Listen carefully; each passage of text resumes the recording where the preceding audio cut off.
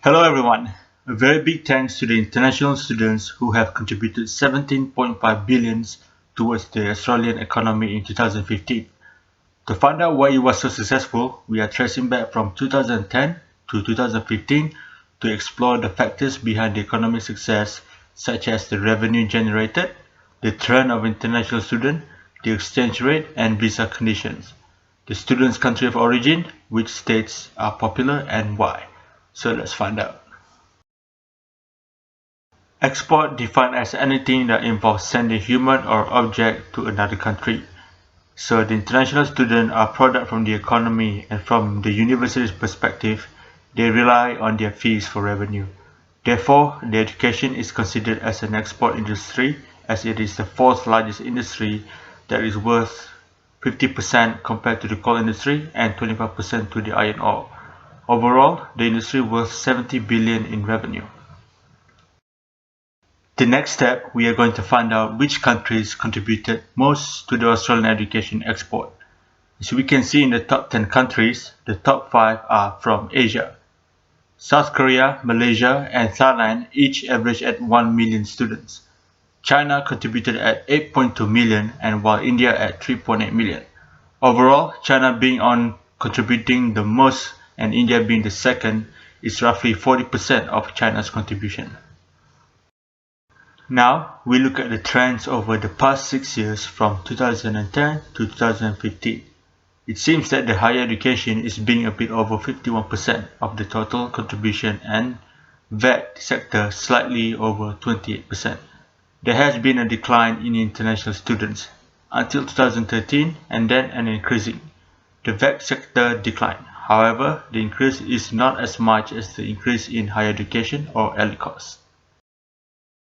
Now I'm passing over to Atiman, who will take over the presentation. Thanks, Imran. Now, as Imran mentioned about the change in trends over the last 6 years, okay, we're going to look at the factors which may have influenced the trend. Firstly, we'll look at the exchange rate of the Australian dollar.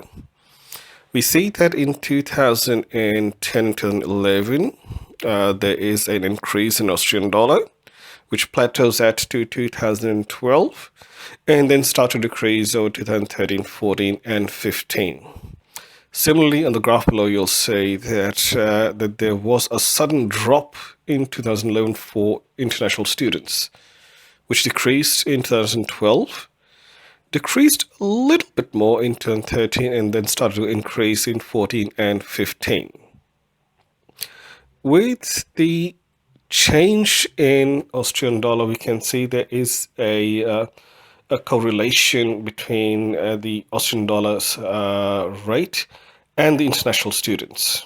Apart from that, we also found out in 2010, immigration changed the general skill migration, which made it harder for international students to get a permanent residency in Australia, which also would have contributed to the drop as well. But at the same time, in 2012, a few more changes were made, which made it a bit easier as well. Now, for the next slide, we're going to have a look at the cost of living in Australia. We also see Australia stands number 12 at an average for the last 6 years for the cost of living. Combining that with the strong Australian dollar, that could also be one of the factors of a drop in international students. Now we're going to say where in Australia do these students prefer to go to, and then we'll discover why. Now let's look at the states which are mostly preferred by the international students. With this following graph, we can see that New South Wales, Victoria, and Queensland are the most preferred states, leaving behind Tasmania, ACT, South Australia, Western Australia, and Northern Territory. The combined percentage for New South Wales, Victoria, and Queensland is up to 82%. And the least one is at Northern Territory at that 0.20%.